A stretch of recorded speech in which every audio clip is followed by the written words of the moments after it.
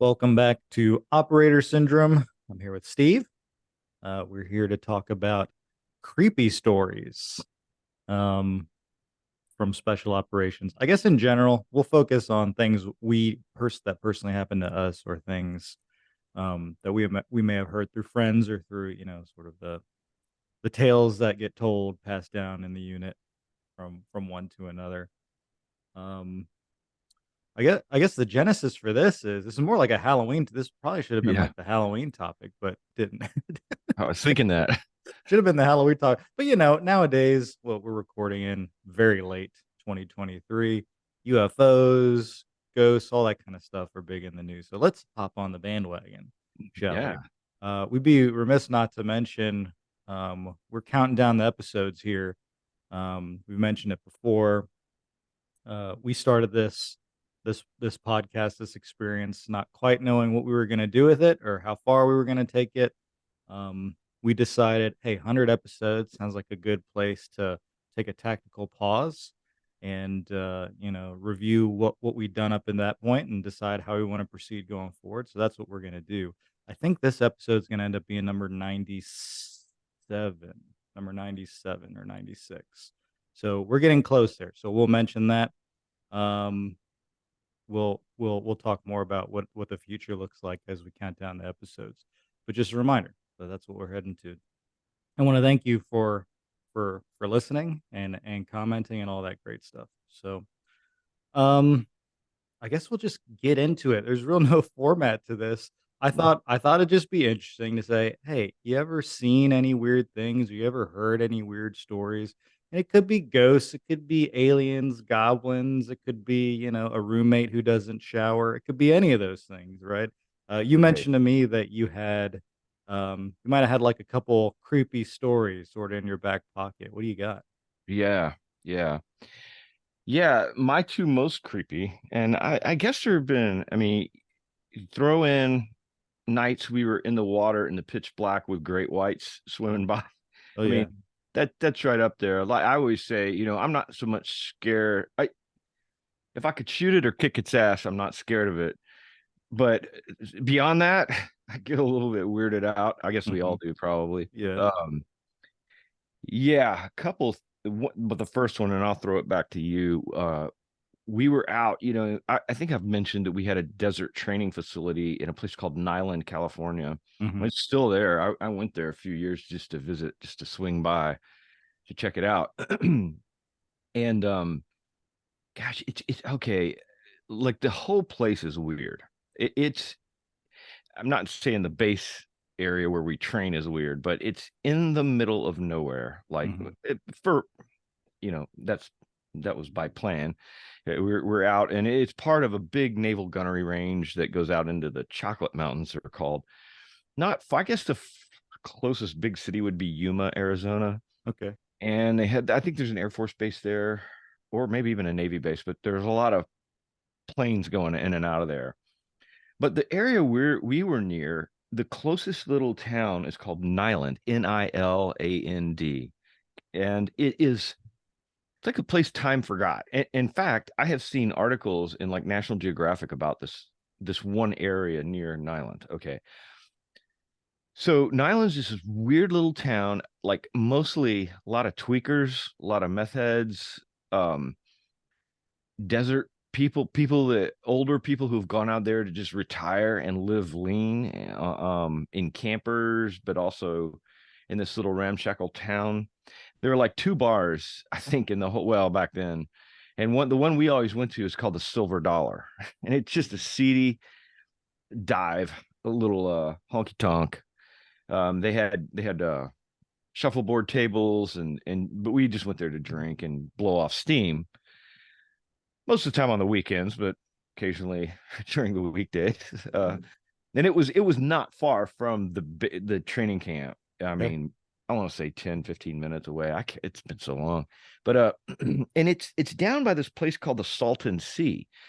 Mm. And the Salton Sea is this big saltwater body. It's kind of like the Dead Sea in Israel. It just everything ends in this basin, and it's become very just I don't know, well, the fresh water is going away. It's a big problem in California. But anyway, there's that's the nearest body. It's huge. It's really a big. They call it a sea for a reason. Bigger than a lake. Most lakes. Okay, so one night we were all out and hit. Now the details are a little fuzzy because we'd had a few we'd have a few drinks and Okay. yeah we were on the range a lot that day previous. I remember that we were on the range and you just get frazzled and you just want to unwind. Sure. And I'm pretty sure it was like a Friday and we weren't training the next day, so we were a lot of us were there and it was pretty late. So there were uh three of us were riding back together. There was more than three of us, but the three of us were in one vehicle. Hmm. It was my vehicle, actually. I was driving back to the base, and we get to the where you get into the base, and there was a sheriff, a local sheriff car there. He was trying to get in the base, but there was no. We had codes to get in, so there was no. We didn't have. There wasn't anybody manning the gate. It was an automatic, like you enter a code and you get in. Okay. And so we stopped and he said, "Are you guys Navy SEALs?" Because everybody knew that's where we trained. We were like, "Yeah, what's up?" And he goes, "Well, I really need your help."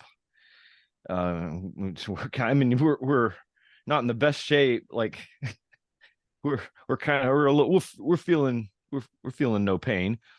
But somewhat coherent. And he's like, "Yeah, we've had a big explosion, and I need somebody. I don't know what to do, but I know you guys know about explosives and all this." And we we heard explosives, and we're like, right, we know what they can do, but he didn't know what he was just reaching out. He was just out in the middle of nowhere, just not much, Right. no resources. And so there's a little place. Well, it's not little, but there's this camp called it's not even a camp. It's like a place where squatters go to like live in RVs and campers, and some of them make little ramshackle houses and all this, called Slab City. I've heard of that. Yeah, it's articles have been done on this. And there's one guy, this one like hermit dude made this whole mountain called Salvation Mountain where he's putting all these Bible verses and come I to think I've heard Jesus. of that. Yeah, Yeah. it's wild.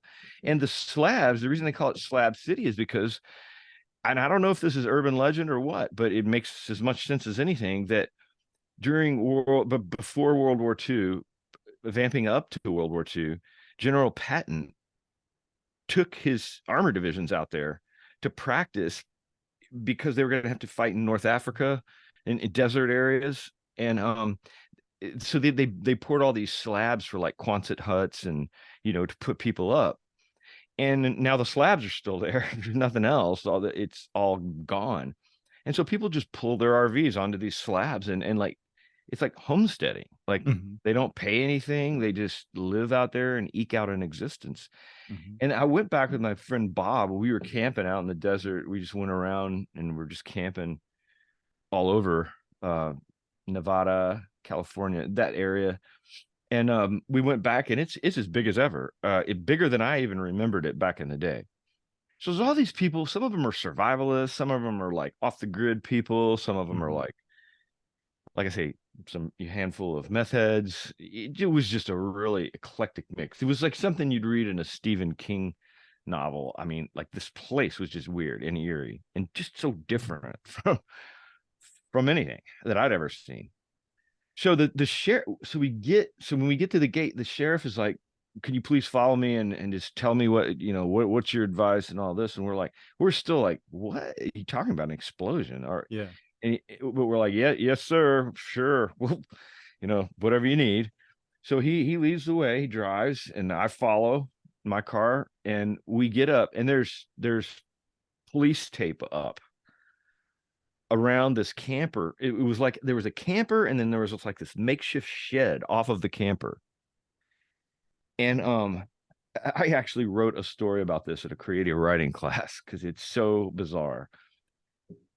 So what had happened was this guy, and you could tell by looking at the place before we got too close to it, and there was a bunch of people just circled around beyond the police tape. Everybody's curious. Uh, so this guy was some survivalist. He was some, I don't know, whatever. He had ammo cans, just all kinds of stuff that were just like, huh. What had happened was he had climbed the fence that says danger, government facility, don't enter, unexploded ordnance, stuff that had dropped from planes. That this is all part of that Chocolate Mountain Naval Gunnery Range. Mhm. Well, he, in his genius, decides to climb the fence and go over there and poke around. Apparently, he had found, well, we don't know what it was because it blew up, Mm. but we think it was either like a mortar or a shell of some sort that was he found. And the best they could piece together, and some neighbors talked about this. They got corroborating stories from people who knew the guy. He put the sucker in a vise. He brings it back to his trailer, puts it in like a vise, and is sawing with a hacksaw because he wants to like take it apart and study it or something. I don't know. Yeah. So it, it went off and it blew him to smithereens. And I remember just seeing like a boot with a leg in it over here, like blood on the side of his trailer. It was like, it was like abstract art. I'm like, I titled the piece Chunks. I started out the piece by saying, I sometimes dream of the chunks of a man I would never know. That's wild. Uh yeah, and it was super creepy because we were like the moment like our hearts were pounding because we were like this was as we got closer to the scene, we were like, dude, and the sheriff was filling us in as to actually what happened beyond the explosion, which we knew had happened. And we were just like all of a sudden our hair stood up. We're like, because he wanted us to go tooling around in this place. Yeah. And we were like, hold on, get people way back from this whole scene. And we're getting out of here. And you got to call like explosive experts in here. Because Yeah. who knows what he could have buoy. I mean, if he's doing this, if he's cutting on some unexploded ordnance, what else has he got around here? Yeah. That was the moment I was like, I know enough about explosives to know I ain't EOD, Yeah. and we're out of here. And but we told him, and I mean, I do think we helped him because he didn't even think of all this. We're like, we do know enough about explosives to know you don't want to go poking around in a place where you don't have any idea what this guy's up to.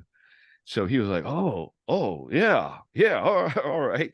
And then they moved people back a couple football fields away from this thing and secured it a perimeter until they could get. I don't know if they got military people in there. We told them about military explosive ordnance disposal, but I know police departments usually, like San Diego or somewhere, would Mhm. have capable people. And after that, I don't know what happened. We went back to the base. We were like, shit, man, that was bizarre. Yeah. That was And intense. yeah, talking to all the other guys and pop another beer to de-escalate a little more. But I don't know. That one was a creep. Pour one out for Chunks. Yeah, chunks. Yeah, that was creepy. But That is creepy. And just like you said, real life can be creepier than, you know, worrying about something else, you know. well, yeah, it's funny, isn't it? Because like we think of monsters, and that's cool. I mean, I like a good monster story or something. Of course. But it's like human beings are the monsters, or can be. They're we are the ones with our brain capacity / lack of brain capacity Mhm. that enables us to do some pretty horrendous stuff. Like we don't really have to, I mean, it's fun to make up monster stories, but like the monsters are, I've always said that I The think that, yeah, the monsters are within you. are within us. Yeah. I mean, it's like the shows that really scare me are not like, chop them up, slasher films and stuff like that. Although I've enjoyed my fair share of those. Mhm. They don't scare me. What scares me is when people do crazy stuff uh like No Country for Old Men, or Mhm. and there's a movie called The Wicker Man.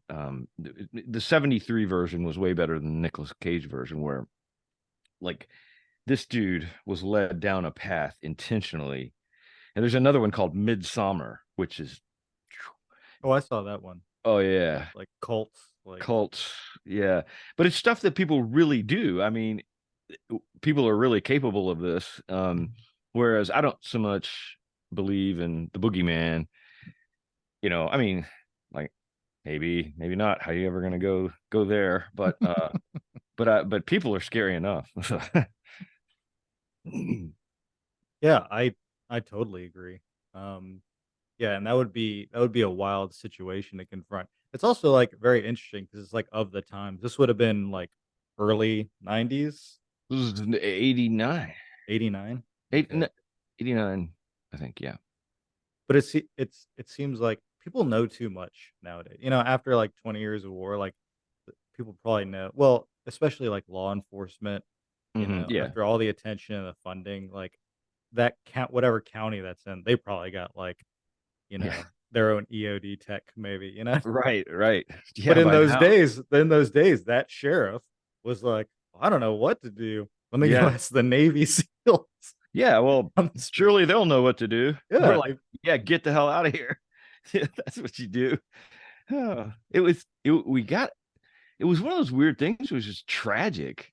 And these poor guys, what in the world? But we're also kind of laughing at it. It's like that macabre, when you go through stuff that's hairy or kind of gnarly, you got to joke about it. I don't know. It's yeah. just, I laughed.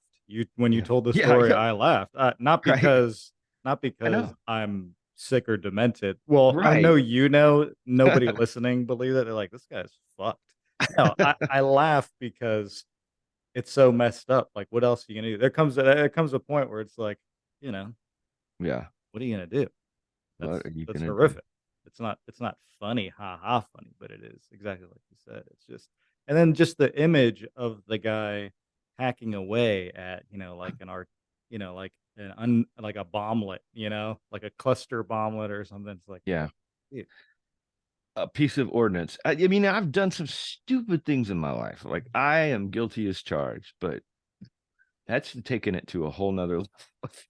you know, it's not exploded. I mean, those things have those sensitive crystal trigger things in them. And I mean, I know enough about explosives to know I don't want any part of that. But I always say I was always freaked out having grenades on my kit. yeah, Like yeah. I was always I did like a very basic assault breacher course, like that uh, basically everybody has to do. yeah, So I cut charges. I've done that. I put charges on a door, blowing them, all that stuff, obviously.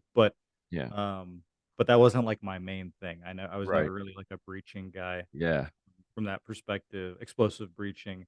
But have a couple grenades on my kit, not really my choice. I mean, I knew I kind yeah, of needed to have them. yeah, I don't. If I had chosen not to carry them, I don't think anyone would have had a problem with that. But I was just like, nah. If I need one, yeah, then I really need one, so I should have these on my kit. But I was just never comfortable with yeah. Oh, I know. Make you nervous. Well, yeah, it's a healthy fear. It's it. Yeah, fear is a good thing. It it needs to be managed, but it keeps you keeps you on your toes. yeah. My safety, my safety stuff always had like one extra like half turn. Yeah, It's like yeah. than everybody else. Okay, no, that's a good one. I'm interested in hearing your second one. Mine is gonna be more of a traditional, sort of creepy sort of story. I can never remember if I've told a story on here. So if I have, luckily there are only about 20 people that listen, so maybe they didn't pick up on that one. But so my story is training cycle 2, training cycle as well, doing a workup to a deployment, and we were doing the training event was it's where we would call it task force training. So it's kind of where you integrate with your enablers. So we had an EOD guy with us, and you got your dogs, and you got your your TST, SIOP. You got everybody is all together that's going to deploy, and you actually do like the full profile mission set. Yeah. So, the in the rest of the workup for us or the training cycle, you're doing like individual pieces, but this is like kind of like the last big piece before you clean up your gear and go out on block leave and get ready to deploy. So you're doing the full mission profile. So we were in in Indiana. We're at this place called Muscatatuck Urban Training Center, Hmm. and it's somewhere in the vicinity of Indianapolis, I believe, somewhere in there. Mm. It's in Indiana. So, and the facility, it's an army or it was, I don't know what it's like now in 2023, but the facility is is basically an old mental hospital. Like is what it is. So Nice. like it's like mental hospital, sanatorium. It's like the classic tale. Like it's a Hmm. it's an old ass building that had many lives, and it was very old, and at one point it was, health related, sick people, dying people. At one point it was a mental facility, I believe. And then in this must have been like 2009 or whatever at the time that we were there using it.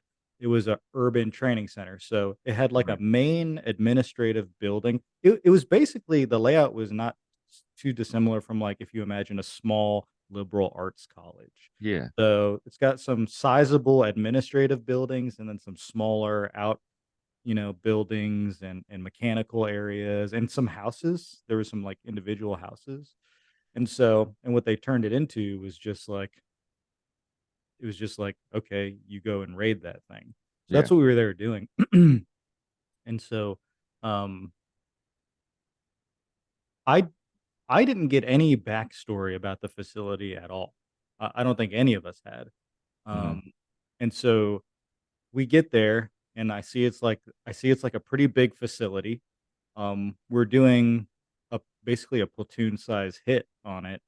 Plus the enablers, we're at like, let's say 40, 50-ish people, pretty plussed up.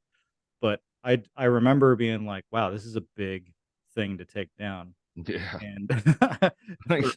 for that For a size, platoon. Yeah. I was like, for this size, like when we go overseas, if we're willing to take this down as as a platoon size strike force, like then what we're doing overseas is like we're like really overwhelming the enemy there. But Yeah.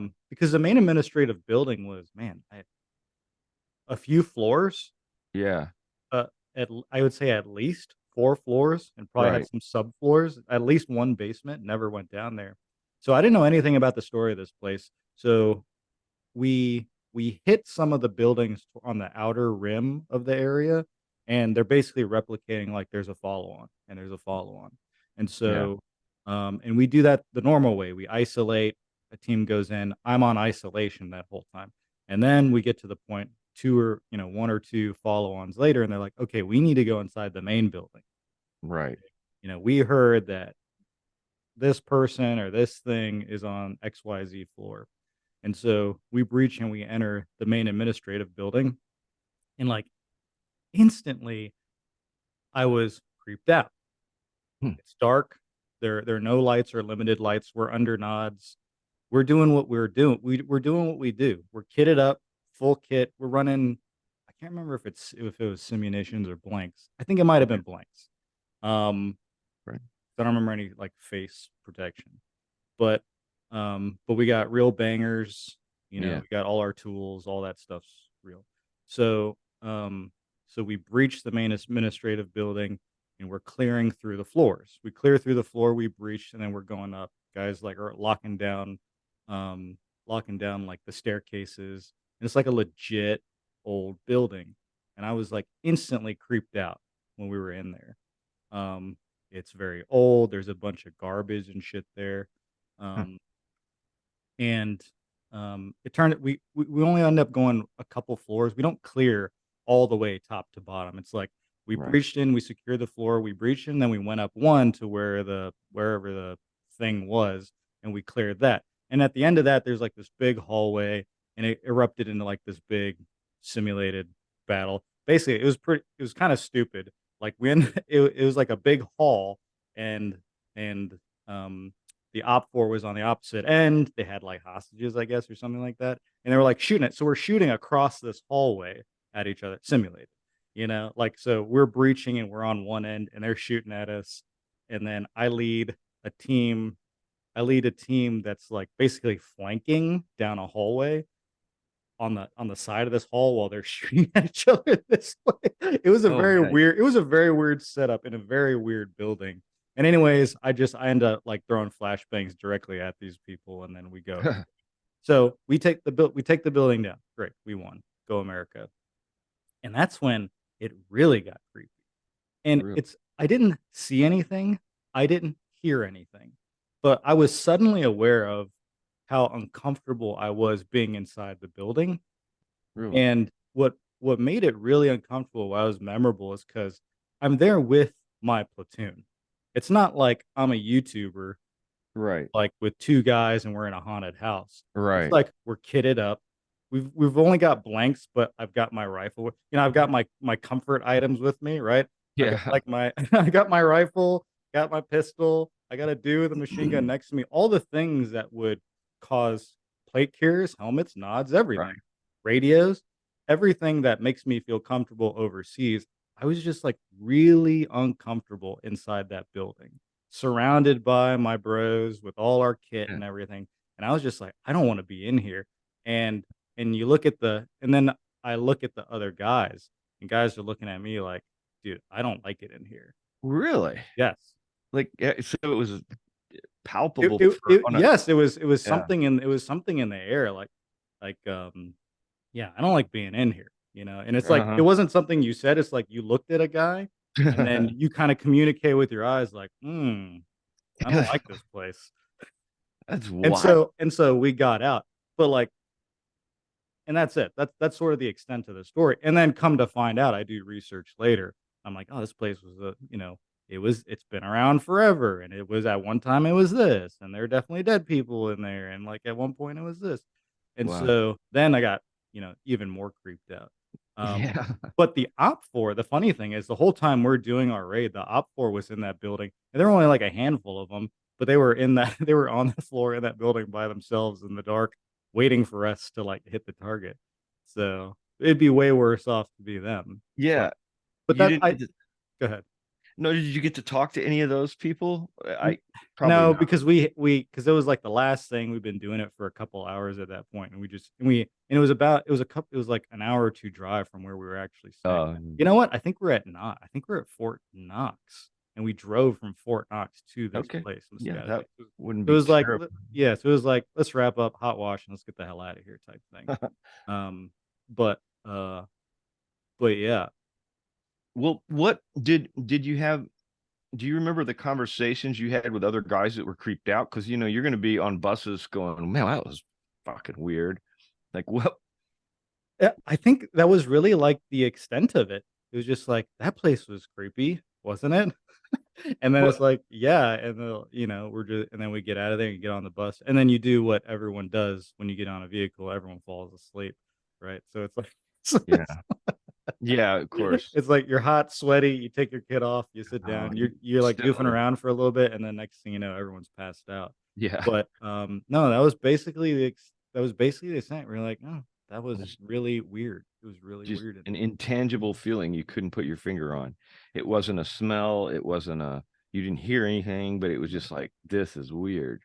Yeah. Do you think it could be, like, getting just being in an old creepy building that looks institutional, that looks like, mm, there's creepy buildings out there, I don't Could know. be. I mean, maybe, except, there wasn't it's not like I don't they hadn't done it up, it wasn't like they were, like, skeletons sitting in, like, Yeah, chairs and right. stuff like like, more Yeah, obvious things. Just the fact right. that it was an old building isn't because well, you were in the Navy, but in the Army, like, every Army building is Yeah, crazy it's just, like, yeah, crazy old and dilapidated. right. So, like, that it wasn't that strange. It Yeah, was For me, it was really the escalation of, like, I feel uncomfortable in here. That's odd for me to be yeah, so aware that I'm uncomfortable in this building. and then you make eye contact with someone, and then you can Yeah. tell, oh, you feel the same thing I feel. Like that was the weird piece. Yeah, Yeah. totally. Man, good old sanatorium. Good old Muscatatuck. I'm gonna have to look it up again. Yeah. They probably Find turned it into a haunted house. You know, they have some place in Louisville near where I live. Waverly Hills. Yeah, that's it. Yeah, that thing. It was basically like Waverly. Imagine Waverly Hills, Yeah, but yeah, you do a raid on it. That's what yeah. that's what it was. That's what it was. Go figure. Um, ok- as the clock's ticking down, you had another story. What do you got? Yeah, we're coming down to time, but I can wind this one up. Okay. The So this was in the Gulf War. We well, I think many people know the story of what happened. The liberation happened very quickly. I mean, seriously, like we did the, the an operation that kicked off the ground war. Like literally, they were waiting for our explosives to go off, and then the ground invasion happened. Um, and so it happened so fast. It's like 4 days later, it was liberated, and it was over. We had liberated Kuwait, and which is fast in modern terms for a whole country. And you're fighting a formidable sized military. I mean, the Iraqi army back then under Hussein, it was more of a conventional type of army. But um, what so Hussein? Well, not him personally, but his people. He ordered the lighting of oil wells, light them on fire, like burn their oil. And there were hundreds of these things burning. As part of that, I just filed under the PACT Act that airborne Mm-hmm. particulate matter is part of this whole thing where who knows, it's not good to breathe that stuff. It's not just crude oil, it's sour crude. It hadn't been refined. It's really nasty stuff. But and that created the most eerie thing I've ever seen. Like at 12 o'clock high noon, it was pitch black. I've got actually photos of this. I didn't think to grab one to hold up, but a couple of guys in my platoon, we snapped some shots of this. This is back before cell phone cameras. This is like old school cameras. And it was like midnight. You could look way off in the distance and see light like on the horizon where the clouds ended. I couldn't believe anything this thick, the clouds would be this thick, but it's just eerie to be in the middle of the day and, knowing what time it is and then feeling like it was nighttime out. And then coupled with that, he had also unleashed oil into the Persian Gulf, which created this oil well slick that was like, man, it was over a mile wide. I mean, it was worse than the Exxon Valdez spill back when that happened. I mean, terrible, terrible impact on the environment. I mean, horrible. I mean, killed a bunch of wildlife and all that. But so we were coming into a beach, and this is after all of that. This is after the liberation, I'm pretty sure, right connected with it. Like we're talking like at the very end, and we were just doing some mop up stuff, really coming in to check to see if there were forces in still entrenched that hadn't surrendered or whatever. And we were coming in on boats, and the water, it was like it was like about a half a foot thick of this crude oil. If you've ever like I cut myself real bad one night climbing up on a ship to get a sniper angle on a target, and I was de-rigging something, and I accidentally sliced myself pretty good. I mean, I carried on with the mission, but it there was some blood, and it was like at night in like the whatever ambient lights around at night, it looks just black like oil. It feels like oil because it's slippery, blood slippery. And I'm like, oh, it looks like oil all over me, but it was my blood. But so this oil would splash up and get on you, and it reminded me of like the night I cut myself real bad because it would just look just the same. This this oily black.